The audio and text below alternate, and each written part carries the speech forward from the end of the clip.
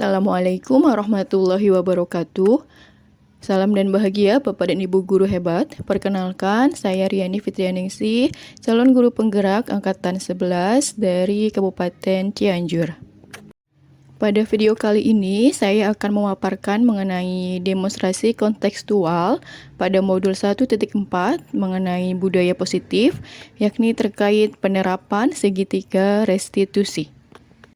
Segitiga restitusi merupakan proses dialog yang dilakukan oleh guru atau orang tua agar dapat menghasilkan murid atau anak yang mandiri dan bertanggung jawab. Ada 3 tahapan dalam segitiga restitusi, yaitu 1.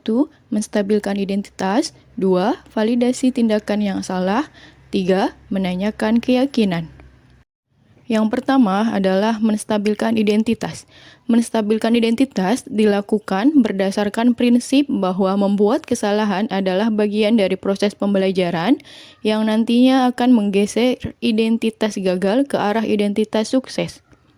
Tahap yang kedua yaitu validasi tindakan yang salah. Validasi tindakan yang salah dilakukan berdasarkan prinsip bahwa setiap perilaku berupaya memenuhi suatu kebutuhan tertentu, sehingga guru atau orang tua akan bergeser dari pemikiran stimulus respon menjadi proaktif, serta akan lebih mengenali dan mengakui kebutuhan murid atau anak. Tahap yang terakhir atau ketiga yaitu menanyakan keyakinan. Menanyakan keyakinan dilakukan dengan memberi pertanyaan-pertanyaan bermakna kepada murid atau anak untuk memunculkan motivasi secara intrinsik sehingga mampu mengaitkan keyakinannya dengan tindakan yang salah. Skenario kasus pertama, yaitu siswa terlambat datang ke sekolah. Baik, sekarang Ibu ingin mereview terlebih dahulu pembelajaran yang sudah kita lakukan sebelumnya. Siapa yang masih ingat ada berapa macam sistem keasipan? Oke, Salma, silakan. Ada berapa, Salma? Ada 5. Yang pertama sistem subjek, yang kedua sistem nama, yang ketiga sistem tanggal, yang keempat sistem abjad, dan yang kelima sistem nilai. Betul ya, betul Salma. Terima kasih Salma. Betul ada 5 ya. Ada 5 macam sistem keasipan. Ada sistem subjek, sistem nama,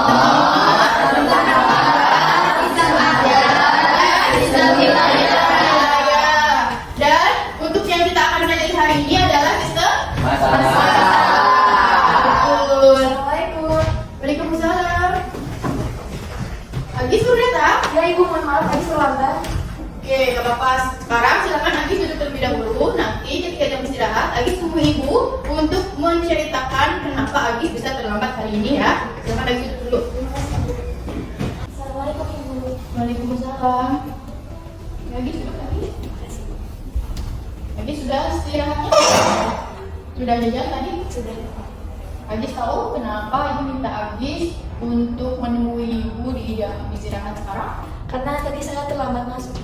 Iya betul, Agis datangnya terlambat tadi ya, pas pagi tadi pelajarannya Ibu dan Ibu juga tanya ke yang lain, ternyata Agis sudah beberapa kali datang terlambat ke sekolah, betul? Betul. Ya, kenapa ya ada datang terlambat seperti itu? Karena Agis tiap hari kan diantar juga sama mama. Mamanya antar adik Agis dulu ke jalan Citampele, jadi nggak langsung ke sekolah. Oh gitu, jadi Agis itu tiap hari diantar mama? Iya. Mamanya antar dulu adik? Iya. Gitu, jadi harusnya yang langsung lurus untuk ke sekolah, tapi belok kiri dulu ke Citampele untuk antar adik begitu? Iya betul. Oke. Kalau rumah Agis di mana?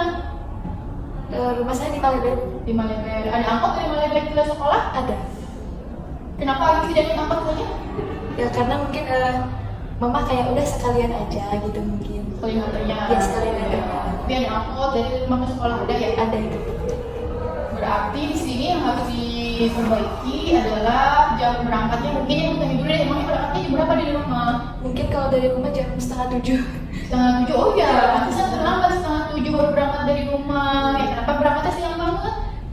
Mungkin mama lagi sekarang kan suka sibuk ya ibu, jadi kayak mungkin cuci baju dulu atau bagaimana, jadi yang agak kesiangan udah di malam gitu. Oh gitu, jadi karena mamanya repot di pagi hari ya, jadi nganterinnya baru berangkat dari rumahnya itu 6:30. Iya. Oke, apakah mama tahu kalau misalkan Agis sudah sering terlambat ke sekolah? Belum. Oh belum, jadi mama nggak tahu. Mama tahu aja masuk ke sekolah itu jam berapa? Sebenarnya udah tahu Bu, tapi supaya mama nggak panikan jadi kata Agis udah biarin aja nggak apa-apa gitu. Begitu. Iya. Jadi di sini harus ada pemberitahuan mungkin ya, pemberitahuan kepada mamanya Agis. Nanti ibu bisa WA hubungi mama Agis untuk mengingatkan kembali kalau dia masuk sekolah itu jam 7, dan apabila memang harus Agisnya berangkat sekolahnya harus diantar oleh mama, berarti mamanya harus bisa memperkirakan estimasi waktu perjalanannya yang biasa berangkat jam setengah 7 bisa lebih awal seperti jam 6.15 sudah berangkat dari rumah. Kenapa? Ya karena tadi katanya harus nganterin adik dulu, betul? Betul. Ya nanti ibu WA ke mama ya. Lalu Agis juga bantu mengingatkan barangkali mamanya lupa. Kalau misalkan waktunya sudah mendekati jam 6.15, harusnya bilang ke mama, mama ayo berangkat gitu. Jadi biar mama nggak terlena dengan cucian piringnya atau cucian bajunya ya. Tapi mengingatkan juga ke mama untuk segera berangkat dari rumah ya, Agisnya tidak terlambat lagi ke sekolah ya. Nanti apabila ibu sudah mengingatkan via WA, sudah ibu hubungi mama via WA dan Agis masih tetap terlambat, nanti ibu akan panggil orang tuanya ke sekolah ya. Ya oke. Intinya tidak keyakinan kelas yang sudah kita buat dan sepakati bersama di kelas sama teman-teman di kelas Masih. Nah, untuk poin yang hadir di kelas tepat waktu, apabila ada murid yang tidak bisa melaksanakannya dengan baik, apa konsekuensinya? Konsekuensinya membersihkan kaca itu sampai bersih selama 3 hari berturut-turut. Ya betul ya, bagi murid yang melakukan pelanggaran terhadap keyakinan kelas, poin hadir tepat waktu di kelas, konsekuensinya yaitu membersihkan kaca jendela di kelas sampai bersih selama 3 hari berturut-turut. Ya silakan kami lakukan hal tersebut, bisa pulang sekolah ya, ataupun ketika jam istirahat sholat, ya, setelah sholat, setelah makan siang masih ada waktu, silakan lakukan membersihkan kaca jendela tersebut ya. Jangan diulang. Jadi masih ingat tadi apa saran yang ibu berikan? Lebih baik naik angkot kalau kan jadi Agis harus bangun lebih awal gitu. Betul ya, harus datang lebih awal kalau misalkan memang mau tetap diantar oleh mama, atau naik angkot sendiri saja ya kan. Kalau misalkan takut diantar oleh mama, ingatkan mama harus berangkat jam 6.15 ya, bisa tidak terlambat lagi di sekolah. Gitu Agis ya? Ya Ibu ya. Oke, terima kasih Agis. Silakan sekarang kembali ke kelas karena bel masuk akan berbunyi sebentar lagi. Iya baik Ibu. Ibu izin. Terima kasih ya Ibu. Assalamualaikum. Waalaikumsalam warahmatullahi wabarakatuh. Skenario kasus kedua, murid tidur di dalam kelas ketika pembelajaran. Bagaimana? Sudah selesai belum tugasnya? Ya, yang sudah silakan nanti kumpulkan di meja ibu. Untuk yang belum silakan lanjutkan. Oh, tuh ada yang tertidur ya di kelas ya? Dimas, tugasnya sudah selesai belum? Dimas, kenapa tertidur di kelas? Ngantuk. Kenapa bisa mengantuk di jam pelajaran? Ya, oke. Sekarang Dimas silakan keluar dulu untuk cuci muka biar gak ngantuk lagi ya. Terus nanti pas jam istirahat Dimas temuin ibu untuk menceritakan kenapa Dimas bisa mengantuk di kelas ya. Baik. Silakan keluar dulu cuci muka ya Dimas ya.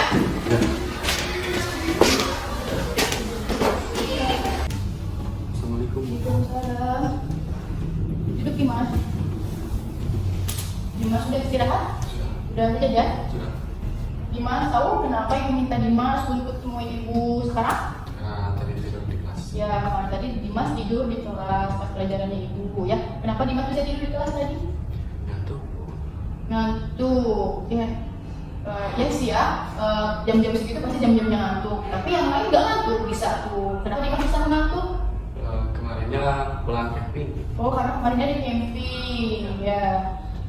Emangnya semalam tidurnya jam berapa Dimasnya? Jam 12.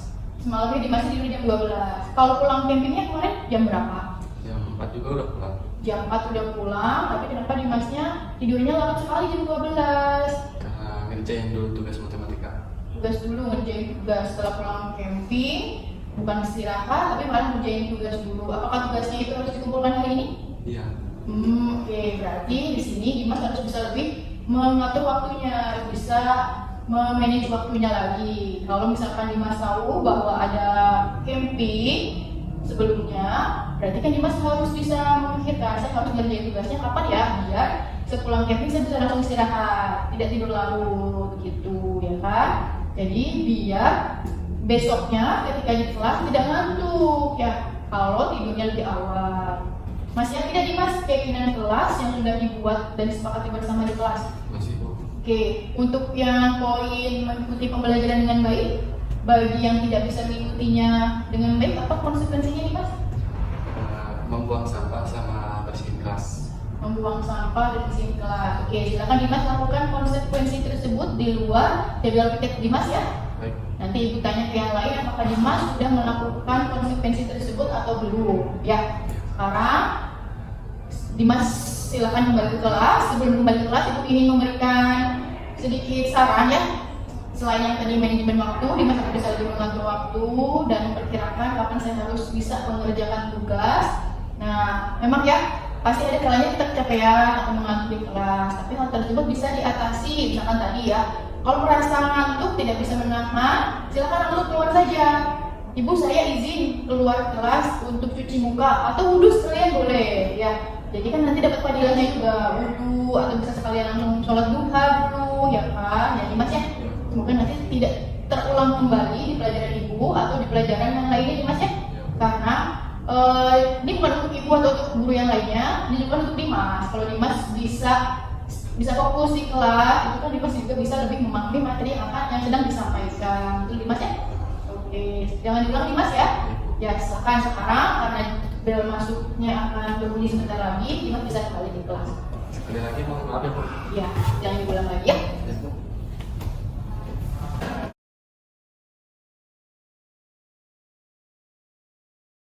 Assalamualaikum warahmatullahi wabarakatuh. Perkenalkan, nama saya Dimas Danau dari kelas 11 MPLB 1. Setelah saya menerima nasihat dari Bu Riani, saya menjadi mengetahui letak kesalahan saya dan hal yang harus saya perbaiki. Selama pemberian nasihat, saya sama sekali tidak merasa dijaji ataupun dihakimi, karena Bu Riani melakukannya dengan santai dan nyaman. Dengan nasihat itu, saya menjadi agak disiplin ya intinya, dan agak pintar memanage waktu gitu. Jadi teman-teman harus berusaha disiplin ya seperti saya. Sekian dari saya, terima kasih. Wassalamualaikum warahmatullahi wabarakatuh. Assalamualaikum warahmatullahi wabarakatuh. Perkenalkan, nama saya Zelmani Ramadhani Agisti dari kelas 11 MPLB 1. Setelah saya menerima nasihat dari Ibu Riani, tentunya Ibu Riani adalah wali kelas saya. Saya lebih bisa manage waktu dengan orang tua saya. Lalu saya juga di saat saya menerima nasihat dari Ibu Riani, saya tidak merasakan takut dan tidak ada rasa ujian kebencian tentunya. Saya merasa tenang, aman, nyaman, dan tentunya enjoy. Baik, terima kasih. Sekian dari saya. Wassalamualaikum warahmatullahi wabarakatuh. Demikian video demonstrasi kontekstual ini dibuat. Semoga bermanfaat. Terima kasih. Wassalamualaikum warahmatullahi wabarakatuh.